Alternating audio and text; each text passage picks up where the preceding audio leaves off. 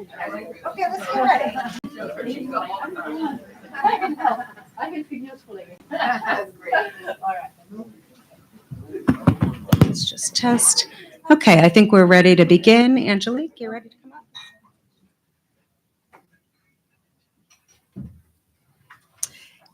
Good morning. Good morning. I just want to make sure you're awake. There's a lot to hear and be a part of today. This on Thursdays in Black Thursday, where we're remembering women, and you have a brief there about women affected by gender based violence. We come to you on this beautiful morning, remembering that this is Thursdays in Black around the world, and some of us have decided to do so. We are blessed to be on this journey together. And we thank you for taking the time to be a part of this wonderful press meeting. This is a culmination of much planning, much prayer, and much deliberation. And here we are to make public what it is that has been going on. We are so honored to have co moderators today to lead us through the process. And of course, the wonderful voices from Africa that will come. We will be welcoming for our co moderator, Elizabeth Hume. Elizabeth Hume is an international lawyer and conflict expert with over 25 years of experience in senior leadership positions and with various institutions like NGOs. Currently, she serves as the executive director of the Alliance for Peacebuilding. Liz has extensive experience in policy and advocacy, as well as overseeing large and complex peace building programs in conflict affected areas and fragile states in Asia, Eastern Europe, and of course, Africa. She has also worked for the U.S. Department of State with USAID as well as PAC. Liz is a skilled mediator and has authored several works on conflict analysis and peace building in conflict area zones and fragile areas. She holds a BA from Boston College, a JD from Vermont Law School, and a Master of Arts in Negotiations, Conflict, and we also know about resolution and peace building from California State University, also in Dominguez Hills. She is currently residing in Falls Church, Virginia, just across the river here with her husband. She's my neighbor. And then we also have with us Carrie, of course, Kennedy, who, of course, has been a part of us throughout the week, one of our leaders. She serves as the International Associate General Secretary for the American Friends Service Committee. She is also a global peace builder and international executive with 25 years of experience leading international peace, justice, and humanitarian organizations. She has a Master of Science from American University. My daughter, yeah, they're sisters, as well as other related credentials. But in so doing, she has worked in 50 plus countries. She has spent her career working to reduce conflict, promote women in leadership, also protecting and to promote human rights and civil liberties. She was the executive director for Women's Campaign International before she came to the American Friends Service Committee. She is the founder of Represent PAC and Elect Women New Jersey. So she's been in politics, as you can see, to find female candidates in the US. She is the chairperson of Elect Women New Jersey, and she is a Truman National Security Fellow and the co editor of the book Indivisible Global Leadership for Shared Security. The American Friends Service Committee is a 105-year-old Quaker peace and social justice organization that promotes a world free of violence, inequality, and oppression. You see, we're in fine hands with our co leadership this morning, but we're in fine hands with all of you who are VIPs, who are leading in some of the most dangerous areas in the world. We thank God for you. We love you for that.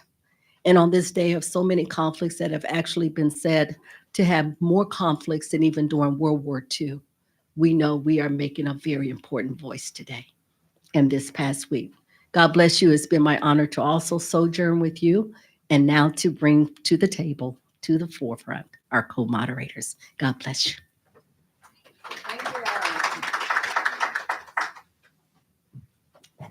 Thank you so much, Angelique. Angelique has been with us this entire week and instrumental in planning. So we'd like to give her a round of applause. And also would love Dr. Pauline Mucina to please stand up. Yes. Pauline Mucina has been organizing this event for AFSC and is our lead on Africa in Washington. So thank you. Thank you for that. Liz and I are going to split up the moderation where I will start. I'm going to introduce AFSC's General Secretary, our esteemed panel, and Reverend Dr. Fedone, who are our key speakers. And then Liz will come up afterwards from AFP, and she will moderate the Q&A and introduce our concluding speaker, Albert Gayan. So first, let me just say thank you. I know there's many people in the room and we have many more online. So thank you for being with us. We know December is a very busy month in DC. Appreciate the attention to this event, the Africa Voices of Hope. I want to thank the Alliance for Peacebuilding. I'm a former board member. Liz is an old friend. It's great that they are co-sponsoring this event. The Open Society, thank you again for being an ally with us. The All African Council of Churches is our partner on the Salama Hub, and they will come up and Dr. Reverend Fedone will speak, and the Advocacy Network for Africa. Thank you so much. Bread for the World, both Germany and US are a key partner, and FCNL. FCNL, the Friends National Committee on Legislation, Council on Legislation, has been super involved and helpful through this advocacy week. So thank you. With that, let me turn it over to Joyce Ajluni. Joyce Ajluni is our General Secretary for the American Friends Service Committee. Before she came to AFSC, she was the head of school for Ramallah Friends. She's Palestinian American. She has worked for 25 plus 30 years. I don't want to give your age away, 35 years on advocacy and humanitarian work, and she, including organizations like Oxfam. So Joyce is the head of our organization. We are honored to have her here. Thank you, Joyce, for coming up to say a few words for AFSC.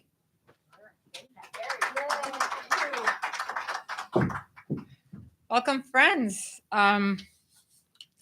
Just a little bit about AFSC.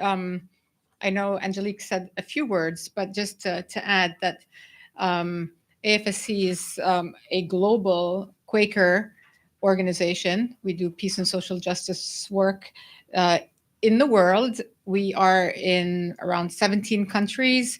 We're also in the United States. We have about 25 offices in the United States where we work on issues of immigration, racial justice, militarization issues, etc.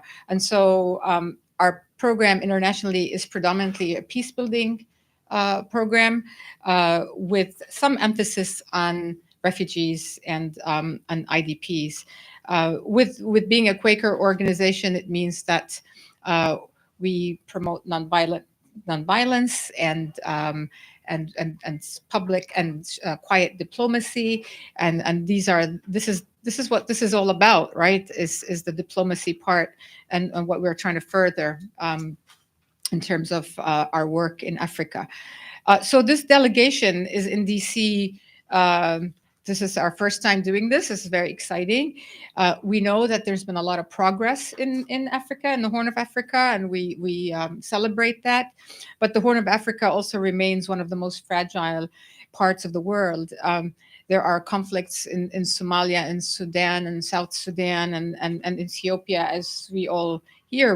And as a result, the region continues to experience internal displacements, refugee crises, gender-based violence, death and a constant state of humanitarian crises. I just came back from the Dadaab refugee camp a few months ago on the Somali-Kenyan border, and I saw firsthand what conflict and violence, how it manifests and how it harms communities for generations and generations. The Dadaab refugee camp has been there for 30 years, and so these are protracted conflicts, and we need to continue working to ensure that we build peace.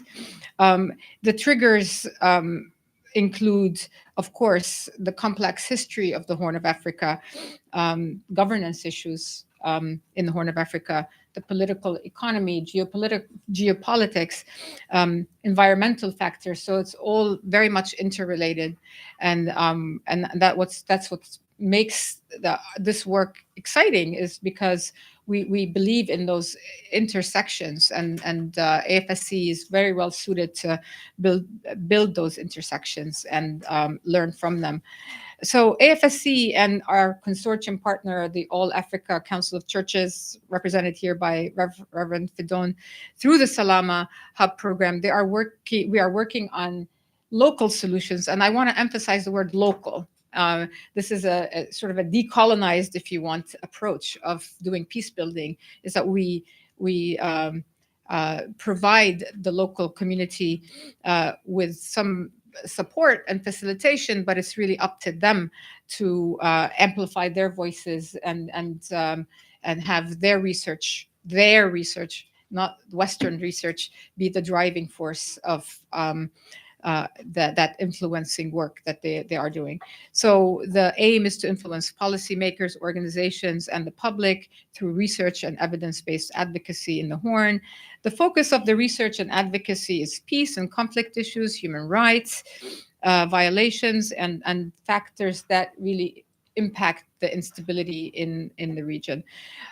So this week we are hosting this delegation from the Horn of Africa, and it includes not just the Salama Hub staff, but also partner organizations, civil society organizations who are also advancing this agenda in DC, in their countries, but also now in DC.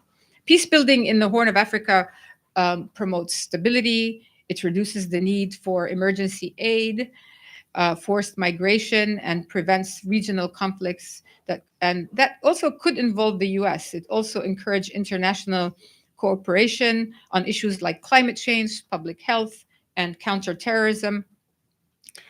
As we know, investing in peace building aligns with the US national interests by enhancing security, economic opportunities, diplomatic influence, and regional stability, making it a strategic and moral imperative for the United States to foster peace and prosperity in this critical region. So we have some asks of the US government, and I'm just going to run through them very quickly. The delegation's message to the US government is investments in non-military interventions in the region with a focus on youth and women's engagement. The civil society organizations and participants in this delegations have lived experiences of the conflict, and we have to tell their story, and we will hear some of that later in this event. We also want to promote nonviolent approaches. With the support of the US government and Congress, we can champion nonviolent conflict resolution methods as a cornerstone of the US policy in the East and Horn of Africa. By prioritizing diplomacy and peaceful negotiations, we can help reduce the region's reliance on military interventions and promote enduring stability. We also want to call the US government to support mediation efforts and processes that are inclusive and accountable. Women and youth who bear the brunt of these conflicts must have seats on the table. So that is a reminder that we need to continue encouraging and pushing for those who are impacted to be part of negotiations and to be part of the solutions. The US government, lastly, should invest in the civil society organizations and support in expanding their space in the region. Thank you.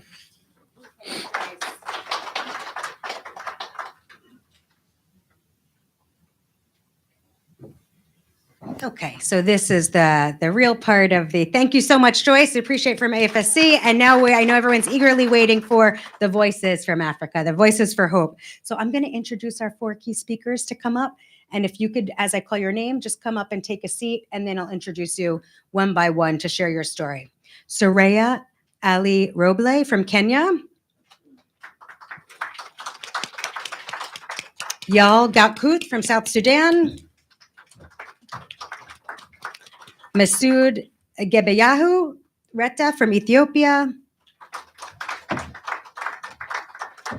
And Inas Muzamel from Sudan.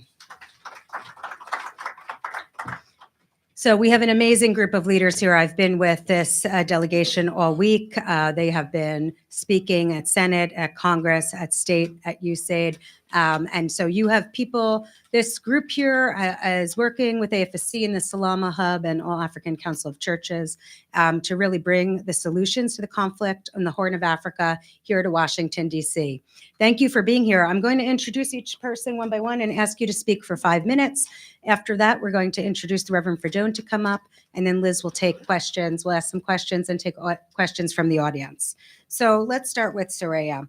Soraya is the founder of the Advocacy for Women in Peace and Security Africa, an organization that works on women, peace, and security agendas through advocacy to influence change. She is the vice chairperson of Sisters Without Borders, a network of women peace builders in East Africa, which includes Kenya, Uganda, Tanzania, and Ethiopia.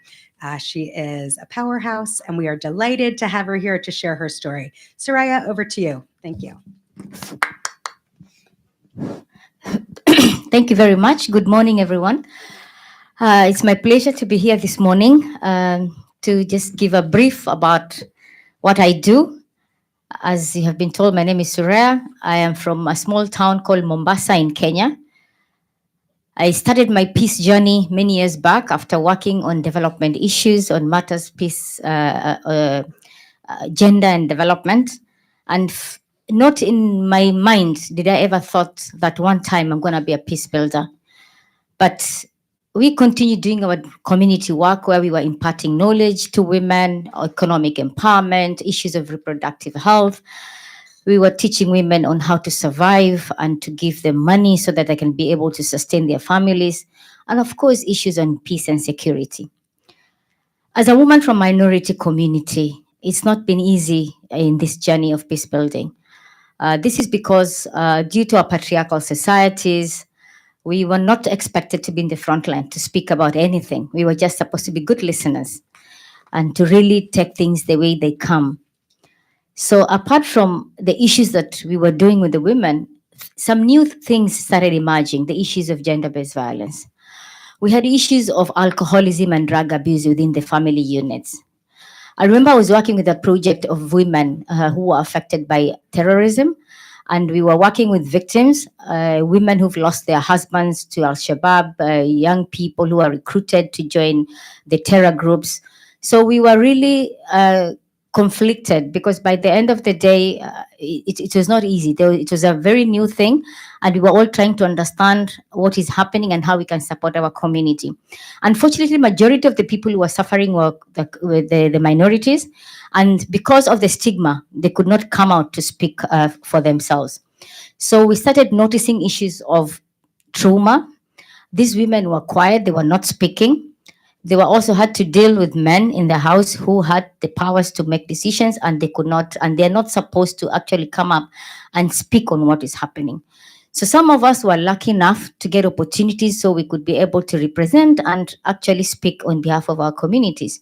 We managed to do a few things. Some of the achievements that we've managed to achieve is basically having support groups for these women victims so that they can come together, share their stories, so that they can know that they are not on their own. On survivors of gender-based violence, we tried to support them. It became very complicated because the needs were becoming high. And as peace builders who are volunteers in our own right, we did not really have a lot of income to sustain them so that for us to be able to run our other issues. So we had to do a lot of psychosocial support to these communities so that they can continue supporting their families and be there for their families. We had a lot of challenges also between our communities and the law enforcers. So capacity building for them to be able to come up, to be able to give out issues on matters of security and report whatever was happening.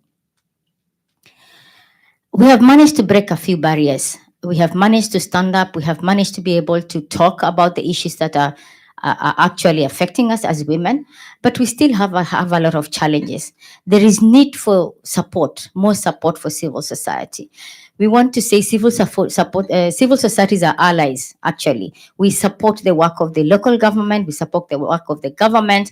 Most of the work women do at the grassroots is basically as early warning signs. They try to support in humanitarian, they try to support the victims, and they support also in the preventive on issues of law and order. And I think there is need to put more effort to try, especially on issues of sustainable funding. Most of the funding that comes through civil society is short-term funding. Peace work, and when you're trying to do a process, it takes time, but most of the programs are short-term funded. So by the end of the day, you don't actually achieve what you're supposed to achieve. We need more capacity building for women. You know that because of their cultures, they still need to move from point A to point B. They need protection. As peace builders, we have been threatened. Some of us have had to leave social media because we were working with women, victims of terror, and we did not know whether we were targets or not. So we are actually hoping and requesting that we can be able to get protection, get recognition for the work that we are doing. My call for action this morning is to ask all of you to support, to amplify the women voices. I think it's very important for women to sit on the table, for women to sit on where decisions are made, so that we are part of inclusion in the whole process of decision making. We are there to contribute effectively for sustainable development. And I think if we work together as a team, we can be able to make this world a better place to live. Thank you very much. Thank you so much, Soraya. Okay, Y'all is next, and Y'all is a peace and human rights advocate. He holds leadership positions with youth-led groups, CSO networks, and community associations.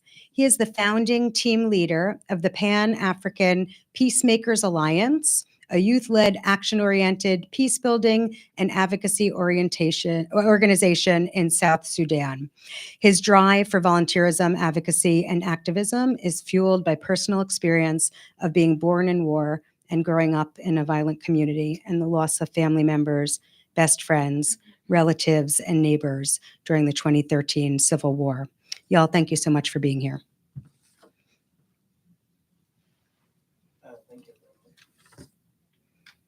Thank you very much, Angela. It took me some while, to organize my thought and, talking to people who are well versed, in knowledge, in peace building and human rights promotion and protection. It is a privilege and honor, to talk to you today and share my personal stories and my experience and my journey in peace building and conflict transformation. As you heard, y'all got quote, I'm from South Sudan. I did not even think about it, to come and talk to American here and telling them about the work that I'm doing there. So I think there is a common thing that we share in common, which is peace and justice. That is the language that I feel like it is very important, and it doesn't discriminate me to just come and share my stories to you. So I started my journey in 2014, as you know that the South Sudan has been war for so quite long. And then in 2014, it was just people were mobilizing themselves, let go and defend out, because it was between the Eastern group. I was asked by my friend, y'all, now it is time for us to go to war. Go and defend our relative, go and defend Anford. I told them, no, I'm not ready right now to answer you guys. They just told me that, no. your family members has been killed in Juba and all the things. So it is up to you now. That it is from a personal stories that I feel like taking guns to go and revenge is not a good solution, or it is not a good answer to me. So I choose nonviolent approaches. I choose to promote human rights, to expose all the challenges, and also to document and tell the world that there is something going on there. Because I know it is not me alone. There are many people outside there who also are sharing. So I've been doing a lot of activism online by then, and also organizing some event capacity building young people on human rights, peace, and conflict transformation. Trying to find a way of disconnecting young people from joining the battlefield. It was not an easy thing for me. I lived in Ethiopia for a decade and a half. And then in 2019, it was a call from Africa Union that it is a year of returnees. If any one of you who want to go back to his country, you're highly welcome. You can just come to us and say, I want to go back to South Sudan. I went to them, and because I've been doing a lot of engagement with them, attending events and whatever, then they told me, okay, if you want to go back, it's fine, you can go back. And then from there, in 2018, actually, 7th of December, I came up with an idea of wanting to contribute and also reach more young people with the platform that I thought will help, and it is actually helping them. I found Pan African Peacemakers Alliance as a youth action oriented peace building with a mission of capacity building young people to be peace activators, peace ambassadors to promote human rights in the country. As we speak now, my organization reached more than 10,000 young people. So I was not actually expecting that. And due to because I do believe in determination, hope, that's what drives me. We don't have resources that maybe we can just engage more young people, but with the little that we have, we managed to reach that number. And recently, I was awarded by the South Sudan Human Rights Defender Network as a youth defender, as a youth human rights defender of the year. I was not expecting that. So it is because of the values that we share, the value that brought us here as a defender, because it is all about solidarity work.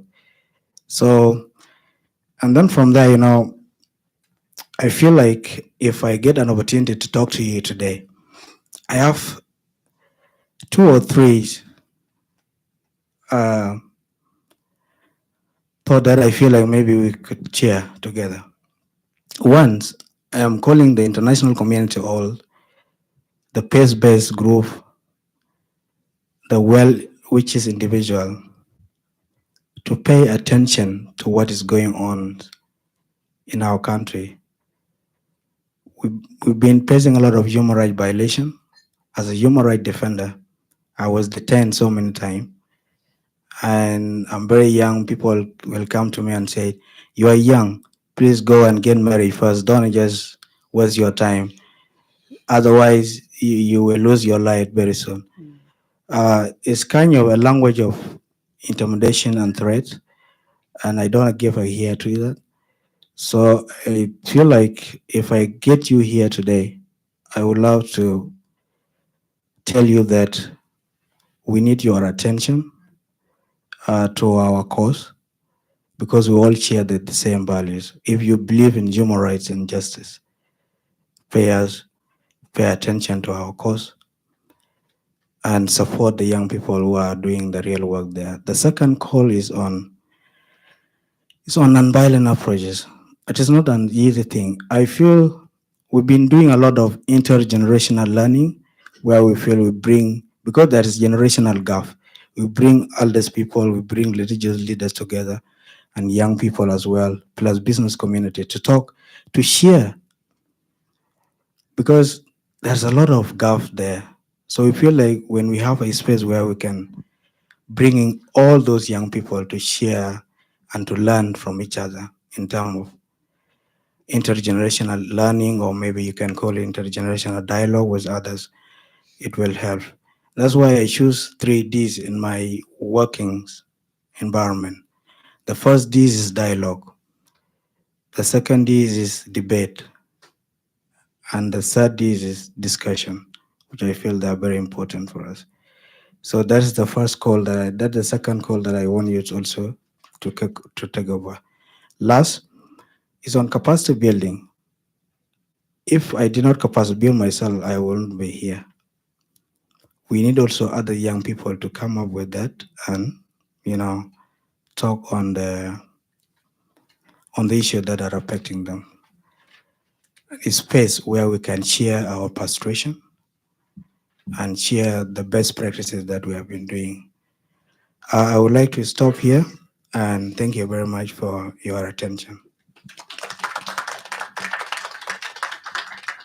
Thank you, y'all, for your powerful testimony. Masood is our next speaker, and he is a lecturer of law at Samara University, a practicing lawyer, a researcher, and a human rights defender. He's actively engaged in advocacy for human rights in Ethiopia since 2015. He is currently the executive director of the Consortium of Ethiopian Human Rights Organizations.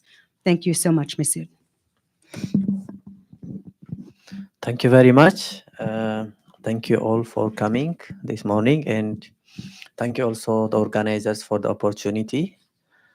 And I share much of Joel's journey. Well, I was a university lecturer, but my passion was not there. I used to lecture like for 20, 25 students every morning, but for me that was not space, and that was not enough for me. So I was looking for more spaces. And then during that difficult time, maybe most of you know the civic space situation before 2018 in Ethiopia, and no civil society, no advocacy, no human rights organization, no.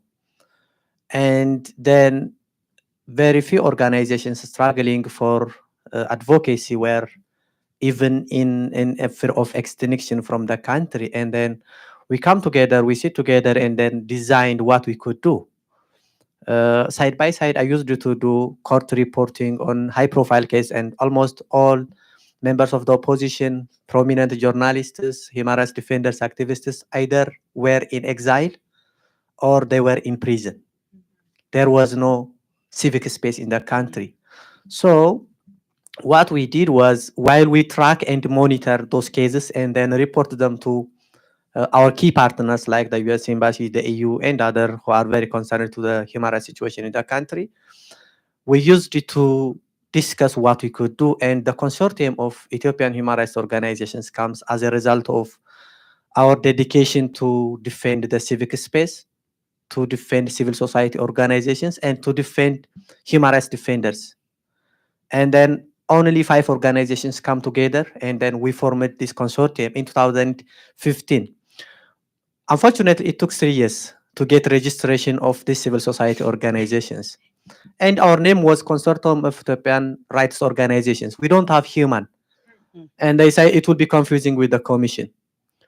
So we say, okay, because we can't operate without registration. Then we say, okay, let's go, let's move. But fortunately, as you may all know, 2018 was a very amazing time for all of us and for all who were concerned about Ethiopia. And that reform comes. And then because we were already there, we were organized already. So we used the opportunity to push for the amendment of those draconic laws, the civil society law, the anti-terrorism law, the media law, and others. And the first law that was passed was the civil society law, which my consortium and colleagues around have very much contributed. And if you see today, despite all the challenges we are passing, the political landscape and the media landscape shrinking, still the civil society landscape is going relatively better. Why that happened? I believe because of the professionalism that we all are contributing for. Despite all the challenges these days, especially due to conflict, due to lack of inclusion of women, young people, inclusion of even civil societies as key actors of development and democracy, still we are struggling and we are trying to contribute. So what we are doing right now, we are trying to build the capacity of our member organizations. We have this philosophy of constructive engagement. All what is being done is not enough, and we believe it requires a lot of engagement. But what we do is we build on what we have at hand, and then we engage with government institutions, other like-minded civil society organizations. We do engage with the international community, the diplomatic community, and then we continuously build on that. So this has helped us to have a lot of engagement with different mechanisms. Like we have been very active in the Ethiopian UPR. We are working on the coming UPR. We are very active in the Africa Union mechanisms. Like we are member of the AU ECOSOC, the Africa Commission on Human and People's Rights. We get observer status this October. So we use these opportunities of regional and international engagements to bring to the attention of our partners on the situation of human rights in Ethiopia. And the last is we work on the civic engagement and civic space. If citizens can't get space, the option is you go to fight. Now we have been fighting for centuries and maybe for long. And we are tired of hearing the sound of gun. Right now in Amara region, people are dying. In Oromia region, people are dying. In much part of the country, a lot of human rights violation is happening. Then what we do? We call solidarity of the international community. We call the support of local civil societies who are struggling to bring some change on the ground. And then we call for accountability. The rule of the law is a very important instrument for all of us, which can defend and protect us. So my call would be then to continue the solidarity. We have a lot of problems. I am not here to talk about problems. Most of you know them. And I'm here to suggest a solution, which we have been doing for the last couple of years and which I believe is important to engage, as my friend mentioned, the 3Ds. We need to debate, do dialogue, and then constructively engage until we reach where we want to be. I thank you. Thank you. Thank you so much. Okay, and our last speaker, but definitely not least, from Sudan, let me just say a few words to introduce her. Inas is a pro-democracy activist and human rights defender, coordinating ongoing crisis response efforts to support women and girls in Sudan. As the co-founder and managing director of an organization that promotes civic engagement, she was instrumental in the 2019 pro-democracy movement that led to the ousting of Omar al-Bashir. She is a powerhouse. I just want to say one more sentence, and then we want to hear from her. This April, after rival military factions instigated a violent conflict, Inas was forced to evacuate from her home in Khartoum. Even while she was displaced, she leads critical relief efforts and connects survivors of sexual violence to healthcare, medicine, basic services in the face of a worsening humanitarian crisis. Thank you, Inas. We're delighted to hear your story. Thank you. Thank you so much, and thank you for having me here, and thank you for FSC to facilitate this great advocacy week. My name is Inas Muzammil. I come from Khartoum, Sudan, and I'm a development practitioner by education, and I moved to civil society and activism in 2017, where I started, I was UN staff, but I started the first biking club for women in Sudan ever. Yeah, it led to many complications that I couldn't continue my job with the UN because of, the security things and arresting me every time and asking, So, and of course, most of the, like me, like people in development and in international agencies in 2018 for the preparation for our revolution in 2019, we just gave up our jobs and involved in civil society and grassroots works, where we established Madaniya inside the sit-in area in Khartoum in 2019 with some of other colleagues and great activists. And our aim was the inclusion of younger generation of women, because in Sudan also we have this issue of elites and the older generation, and it's a cultural thing that the older knows better than the younger. So yeah, that was the background of my work, that we lived and grew up in the 30 years of the dictator, where the civic space was completely closed. We lived under public order law, which was just targeting women every day and every hour in Khartoum and in Sudan. Nationality law, criminal law in Sudan, everything. Yes, complicated because of the misinterpretation of Sharia law. It's our source of legislation. That's why our generation has some sensitivity when dealing with the religion and religious things. Of course, one of the things that we were living in such a complicated environment, where Sudan is the country that has the highest number of military coups in Africa, 24 in total. The ones that succeeded and the ones that failed, and number 3 in the world. So it's, that's why we didn't have, since the independence in 1956, any permanent constitution. And this led to the a militarization of the state, and also the army and all those military became highly political. So always the army and police, they have political ambition, and this created some implicated on the citizens. As women, and me, also all Sudanese women, we live in those discriminatory laws, where we don't enjoy any rights. We don't have rights. Personal status law. We are all our lives under guardianship, even now under guardianship. Father, brother, even son, when he's 18, he's the guardian of his mom in Sudan.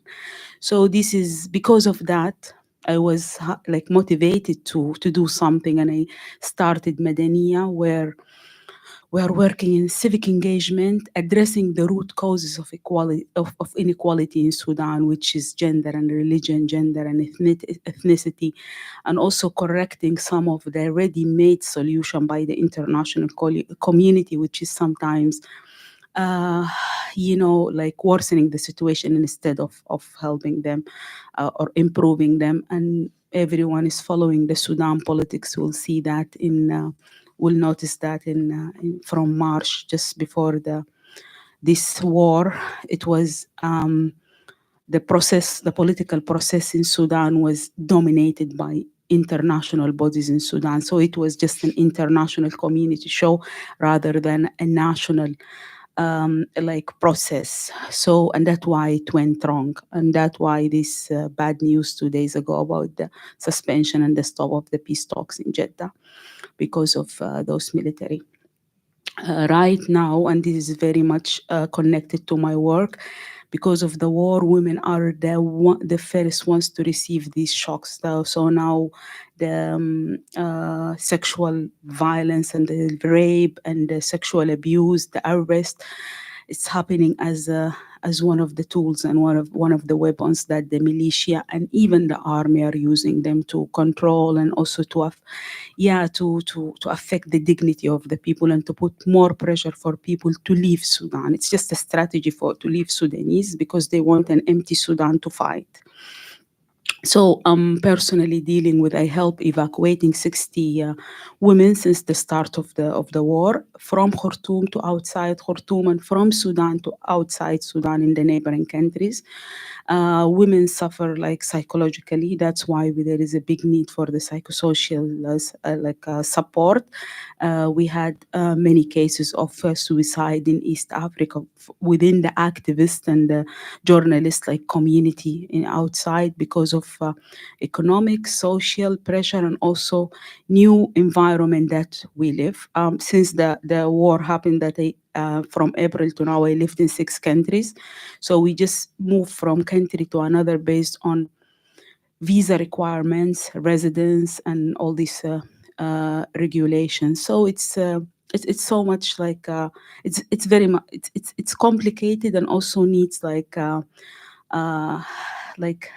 new approach by the international community, and not all those papers that takes 3-4 years to implement and to move them from theory to practice.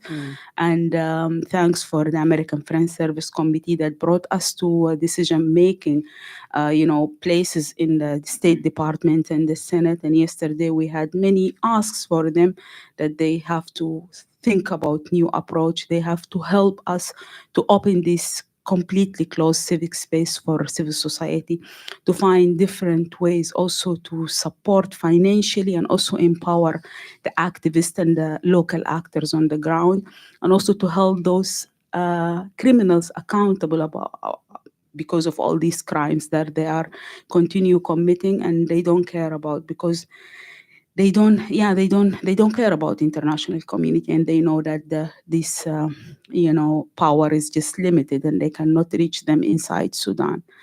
So this is part of my work. I continue advocating. I work with the grassroots, but I also work here in DC and in the UK, in Europe. I do all this advocacy, and the priority now is to stop this war and to go back to bring a country to the democratic track where we can even start from the scratch. We are resilient, but we cannot do it alone. So we need the help of the international community. Thank you. Thank you so much, Ines. We'll ask our 4 speakers to just stay here. We're going to invite up another speaker in a minute, and then Liz will moderate the Q&A section. I just want to say thank you. The words that we hear from this panel, we have such a powerful, courageous team. AFSC is deeply honored for our partnership with you, and we hope that we can continue to amplify your asks and the voices of the leaders that are speaking directly from the front lines of conflict in the Horn of Africa. So let's just give them a round of applause one more time. Thank you. And next, we want to hear a few words. I'm going to invite Reverend Dr. Fadone to take the podium, but I'd like to just say a few words of introduction.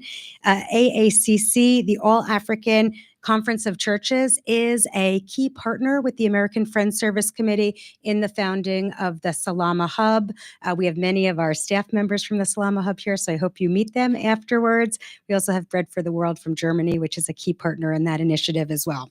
Reverend Fadone is a key ally. He was ordained a minister in Tanzania in 1987, and he has held a number of leadership positions within church organizations, including the Secretary for Evangelicalism at the United Evangelical Mission in Germany. He then became the General Secretary of the UEM. He then went on to the Lutheran World Federation in Geneva, where he served as the Director for Mission and Development. And we are lucky that he moved to AACC in 2018, where he serves as the General Secretary. AACC is a fellowship of 204 members, including churches, national councils of churches, and other Christian organizations. It spreads across 43 countries and represents 140 million Christians in Africa. So we're honored to have you. Thank you. We welcome you to the podium. Thank you, Reverend Fadone.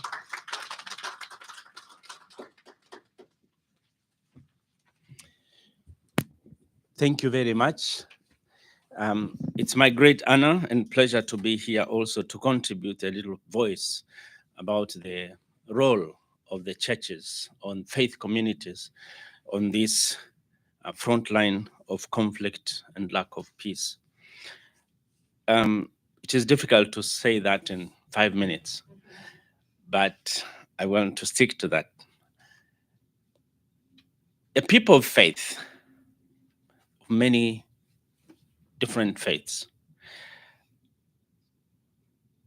are part of both peace and conflict. If you go and remember the genocide in Rwanda, the churches played a very negative role because they actually used their influence and communication channels when they were combined with hate speech, which we are very much concerned about, it became very deadly because they have the ability of convening. There is no other organization in Africa where, in a particular country, they could have one message and read that message in every village of the country at 10 o'clock in the morning on a certain date. They have that power. When a Catholic Bishops' Conference issues a pastoral letter in any country, and it could be other countries, other churches like the Orthodox Church, if they want to communicate to all Ethiopians, maybe more than 70% of all Ethiopians, they can actually do that.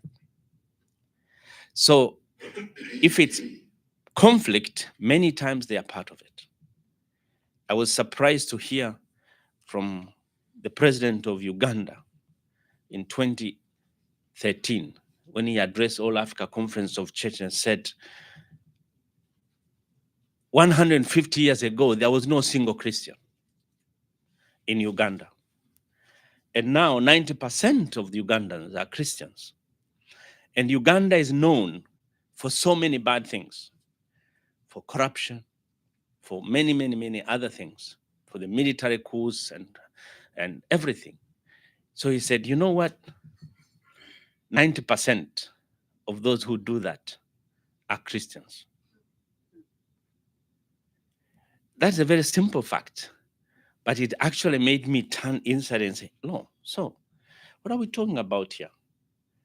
Are we the better ones addressing the bad ones, or we are actually part of it?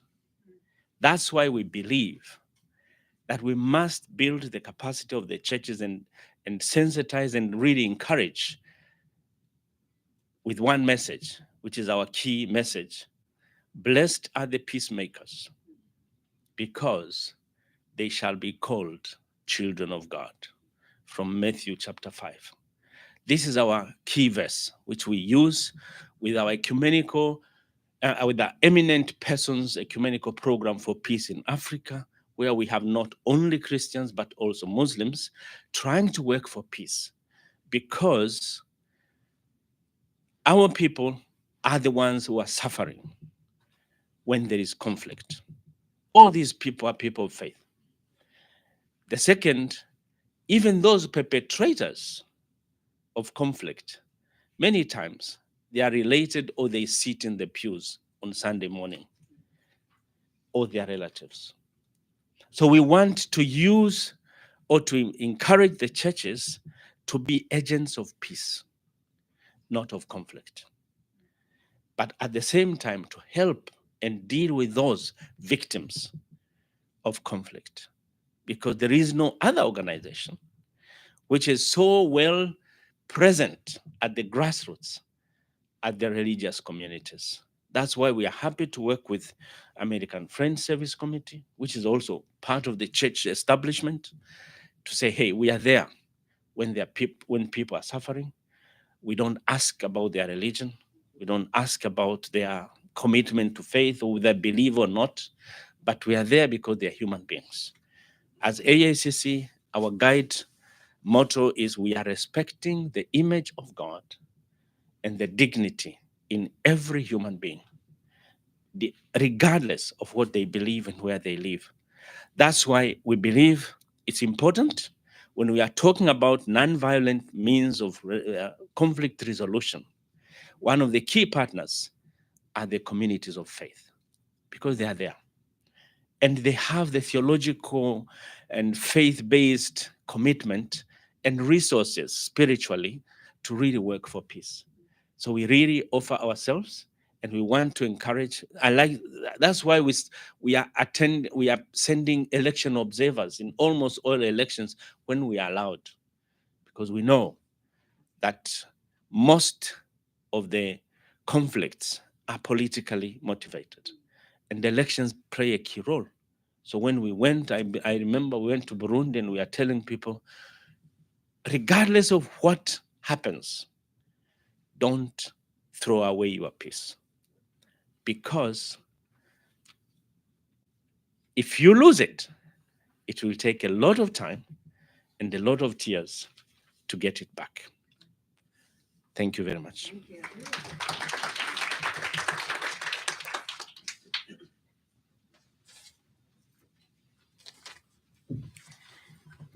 Thank you so much for that incredible message, one that we could be using here in the United States. Yeah.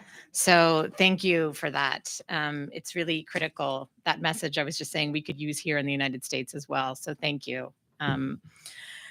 Okay, so many questions. You all are powerhouses.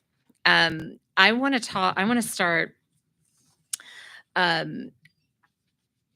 I want to start with Soraya. You touched on women. We know you can see the health of a country by the way they treat their women, or women's rights. So, and AFP has done research with many of our members about how do we push conflict prevention and peace building narratives forward. So I want to ask you, can you give me a very practical and actionable example of how women, you've combined psychosocial, but also how women have, through a very practical and actionable project, have built peace, prevented conflict? Yes, we've done a lot of that. I think the best thing about women is talking to each other and sharing their best practices and the experiences that they go through. So what we do, even in the network that we have in the East African region, is basically to support the other women-led organizations in the peace building work. Because sometimes you don't need to reinvent the wheel. You just need to understand what is going on so that you support them to be able to deal with the issues that they have. But the best way we've done it as women is to create caucuses where we work as networks. Women to succeed, they cannot work in isolation. They have to support each other so that we can be able to build peace within our communities, especially with the issues that are always emerging, and then to stand there and defend each other. Because by the end of the day, they're very vulnerable and it's very easy to target them when they are alone. But when they're in a group, and we have very good, strong women networks that are across board, where we support, we talk to each other every day. We tell them what needs to be done, and sometimes people have issues, sometimes an issues of gender-based violence, and they're trying to find out what do I need to do, who do I go and see. So we've also created linkages. We work with the institutions that are in place. And one thing I know, for you to succeed, you can also just not be an activist. You have to be an activist with an objective, and the best way is dialogue. We have to sit to talk. We don't need to agree, but we can come into middle ground so that we can be able to now move forward. So networks have really worked for us, where we've brought in peace and we have shared what needs to be shared. And of course, capacity building. We keep building capacity for our people. One thing I've also done, which is I'm very proud of, is our women who are peace builders also suffer in silence. Remember, we all have our own families to take care of. Yet we have to be in the front line to support the other people who are out there. So we've done a lot of debriefing and psychosocial support for peace builders themselves, so that they can be able to be strong to face whatever issues they have. As we say, you can never give what you don't have.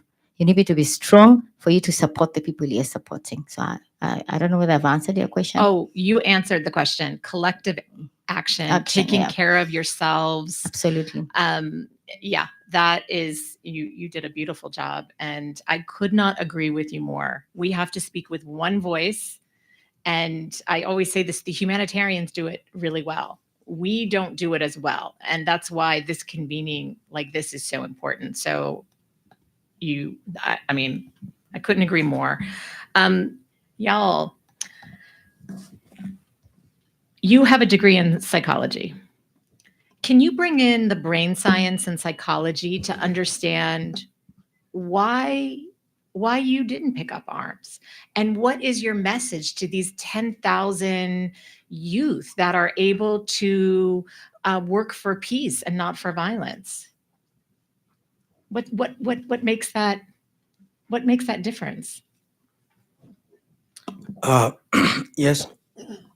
Thank you very much. Once again, yes, I do have degree in psychology. Sometimes that's why I started, Mhm. because I exposed myself at the early age when I was in the camps, in the refugee camp. So I see the suffering of most of the young people there, the trauma, the frustration, the hardship. And then I have decided before I want to go to study law. And then after that, when I reach university, I say, no, no, no, this law will not help. Because I know that if you don't have peace of mind, it is very difficult sometimes, to go further. So for us, we've been we've been mainstreaming a lot of psychosocial support to most of the IDP young people in Juba, Camp 3 and Camp 1. So we've been doing a lot of, trauma healing there. Any project that we've been implement, we do it, we bring it together. Most of the young people, especially the 10,000 that we have raised so far, what they share in common is the level of frustration that they've gone through, the trauma that they've gone through. Some of them even they don't want to attend schools and all the thing, because, and most of them also they became like gangs. They are committing crime. They went on the street doing a lot of stuff. So what we always discuss with them is on, we make sure that we capacity build them, we give them tools, to for them to, uh, on how to manage stress, how to manage, uh, the trauma, how to heal a little bit on those issues. But it's still the field is not strong actually where we can do a referral. With our capacity there, we just do it personally. I personally, we came up with a mentorship there. So we sometimes do the trauma healing session, leadership and trauma healing, because we want to prepare them ahead.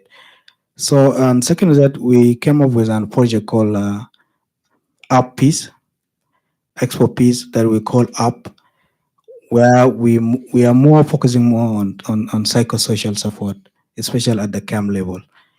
So our message is always, today we are talking about hope. And there, when you talk about hope, they are angry. They don't have food to eat. They don't have anything to eat. So it's very difficult for us when we go to them, just bringing them together and talk about the issues that are facing them. So we are trying to create a conducive environment for them where we give them our ear, we give them our attention, for them also, to get. And what we mostly tell them is about hope, being resilient, and also, be a peace champion, because if they have a peace, it will be good for them also, to settle within. Okay. So it is not like something big that we bring from different country or maybe from different society to tell them that this is it, because they have a lot of expectation when we go to them. So our message to them always is just, we make sure that we give them a skill tool on conflict resolution, especially on non-violent communication skill, whereby they also go and interact with other young people. Because even if you try somebody from them, like someone, and it is hard, it will say, why are you touching me? Why are you doing this and all the things? So uh, I think that's the little message that we sometimes give it to them. And we use radio as well, Yeah. a radio talk show where we make sure that we pass the message to them with our local languages, and we'll tell them that this is the message that you can also hear. But it shows the importance of mainstreaming psychosocial health. And that is something that AFP is very much pushing for. So, again, thank you for your work because it's incredibly powerful. Masood, I worked in Ethiopia for 4 years with PACT. I know that NGO law very well, and I worked very hard to get around it. I don't think people realize how gutted rights activists had been in Ethiopia. So the fact that you have done this work is brilliant. One of the things that happens, though, is the peace building and the human rights community sometimes are at odds and not working together. What's that bridge? How can we make sure that these two communities are working closely together?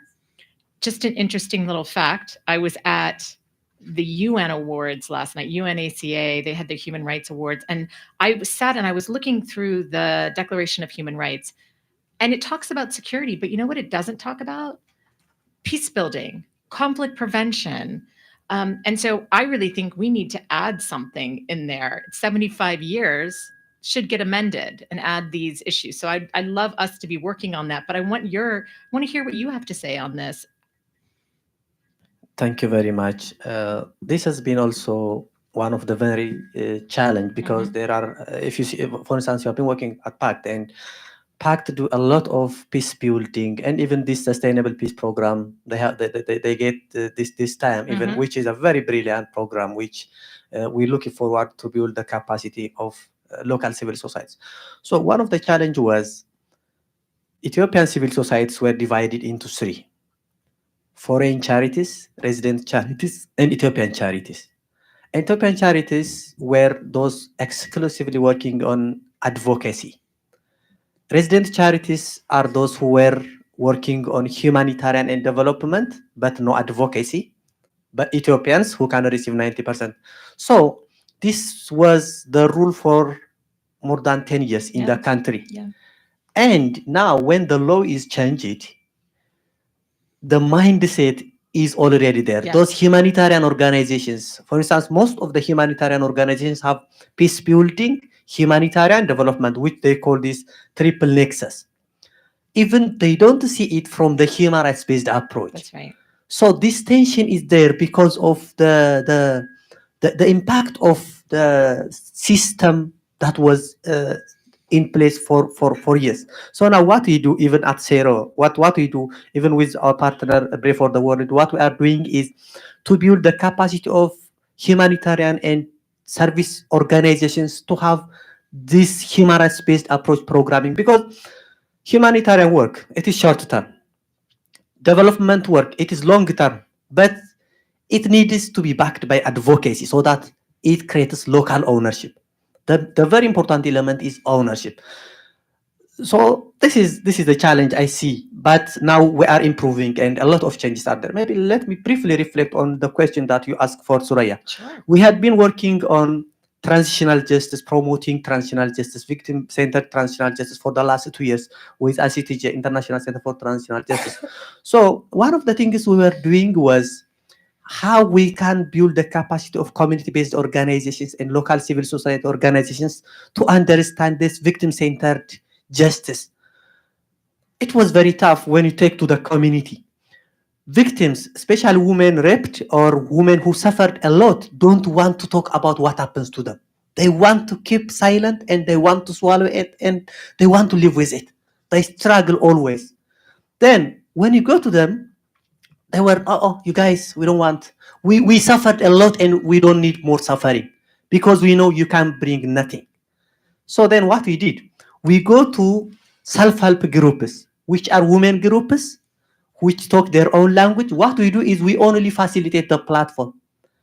And then we did it for 2 years in Somali region and Oromia region. And we had the closing event in Addis a week before I come here. And we invited those people from the community to speak how this program was. And I remember one woman who don't speak Amharic, who don't speak English, but who speak only Somali language. And we had translators. We had Fanoromo translators, Somali translators, Amharic, and English. And she was speaking her language. We were translating it. And then she said, now the silence is broken. We were breathing inside. And now we breathe it outside. And We forgive, but we won't forget. Now we have to challenge the perpetrators for accountability. So this thing requires sensitivity and understanding the context, and also creating platforms. Women's dialogue in their small community circles is very, very important. And that, so this is the thing that we really want to build on. I thank you. Again, mainstreaming through all the programming. Exactly. 100%. And even we had been filming their conversations and how it went from day one to the end of the second year. And we see a very incredible change. And then we filmed it, and then we are promoting in social media, radio, television, and other mainstream platforms, so that people are now encouraged, and a lot of demand is coming. Now they were concerned. Now your program is ending. Who is going to tell our sisters and brothers in other villages? And we say, this is what we can do. Let partners come and support. But it goes back to Soraya's point. You're not alone. Yes. You have to do this collectively. Exactly. Right? And We it have to shows do people are not collectively. alone. Thank you very much. Okay. So again, last but not least, Ines, you know, the US government just recently found that there are war crimes and ethnic cleansing in Sudan. AFSC, FCNL, AFP, we've all been working really hard here to make that determination. What more could we be doing here? Advocacy here in the US to help bring peace to Sudan.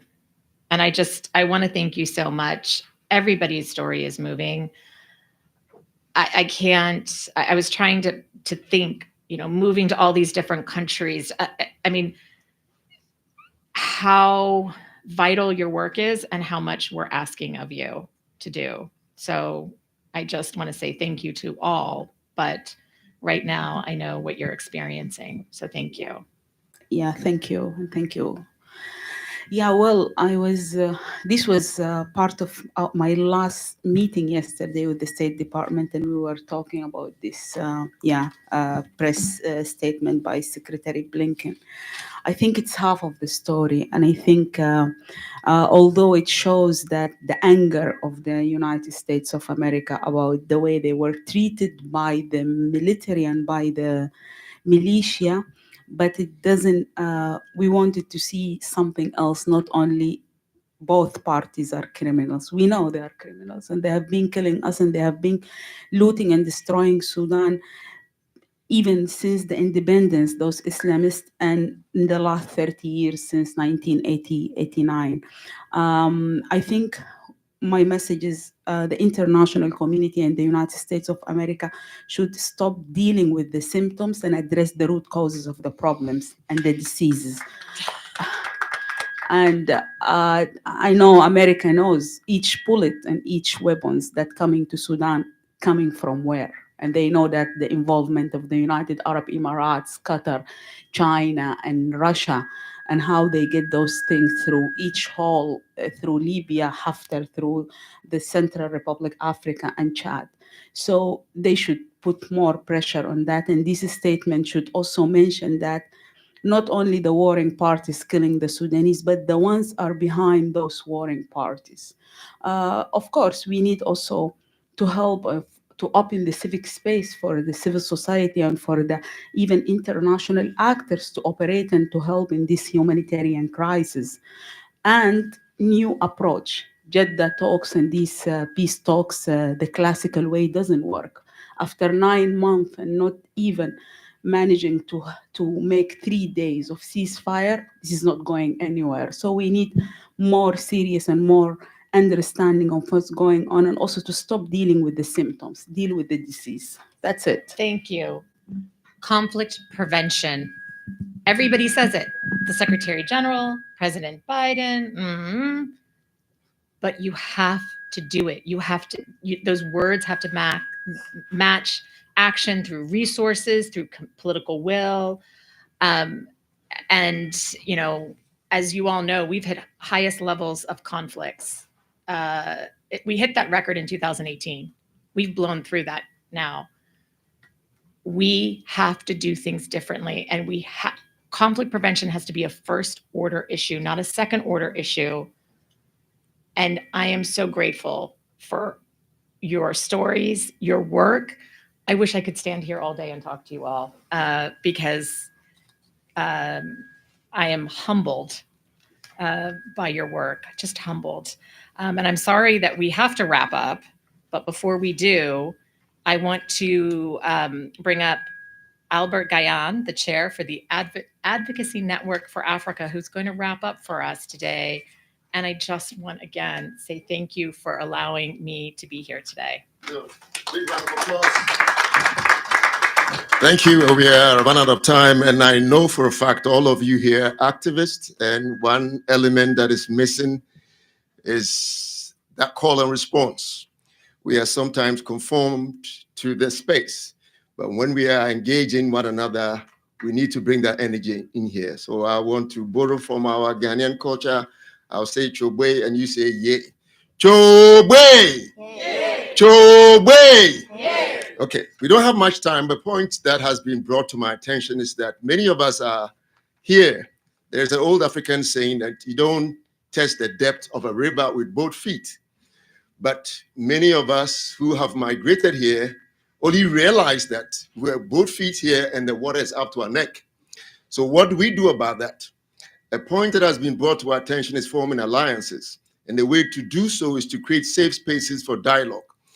And in this case, what ADNA is seeking to do is for us, especially those who are new to this country and even those on the continent, to understand the history of our brothers and sisters who were brought across the transatlantic slave trade, captured, treated inhumanely, and are here. Because the only way we can effectively build that alliance is to understand each other's story. You know, I say we borrow from our Jewish brothers and sisters. They are doing very effective advocacy work and lobbying. We are not, because we are fragmented. So I have taken to heart the lessons you've learned. I know you spoke to the diaspora groups here with the State Department, but as we did from arrival here to take you to the community, you know, the turnout wasn't as good as we wanted, but that is where we are striving to get you to engage, to call on our African brothers and sisters right across, because it starts from home. And then our African pioneers, the Pan-African pioneers, told us this long ago. There's no way we can win this battle in our secluded corners. We have to unite. So this is a call to unite, and I'm hoping that your experience here will give you opportunities to link up, and hopefully moving forward, we'll be thinking more Pan-African in our approach. And the UN process for people of African descent is giving us an opportunity to do so. And if you look up to ADNA, we will try and continue to create spaces for all those opportunities to link all the forces so that we can at least end the inhuman treatment of Africa. Thank you all for coming. I know there's somebody who's supposed to do the last wrap up. We have this place till 11 o'clock. Liz, yeah, please maybe stand up and give that folks a big round of applause. Thank you so much. Bravo. And just again, a big thank you to Pauline. Well, Pauline, you may want to say a few words to get them up. Please, please. Actually, I just wanted to. Sorry. So I just wanted to say thank you very much, especially to those who are online, because I know that we have a number of people online, and also to thank those who braved their souls with COVID and all the schedules to actually be in the room with us today. And so thank you so much. There is breakfast outside, so don't go without eating for yourself and those online. But more especially, I want to thank the co-sponsors. I know that Kerry had thanked them, and without them, we wouldn't be able to do what we are doing. So I want to say again, thank you to Advocacy Network of Africa, to Alliance for Peace. Liz and her team have been very helpful to us, so we are very grateful. Bread for the World, Open Society, who are not with us in the room. Oh yeah, sure, sorry. Isra is here representing the Open Society. So we thank you very much, and we will continue to share the stories of our brothers and sisters, because when I hear them speaking, they're so courageous. I mean, the trauma that they've gone through. It's like when we say, share your story. And then you don't even know where they would begin because of the trauma that they've gone through. So we just want to appreciate you very, very much, and to say that we are in solidarity with you and the people that you left at home, because we know that it's not an easy life, it's not an easy thing that you're going through. And of course, the diaspora, we also have families back there, so we remember them even as we remember our sisters and brothers. And I want to say thank you to the venue, the National Press Club. And if you're a journalist online and you need any further information, please get in touch with us. Our delegates are available for interviews. They are here until Saturday, so please let us know. And again, thank you very much and happy holidays. Thank you.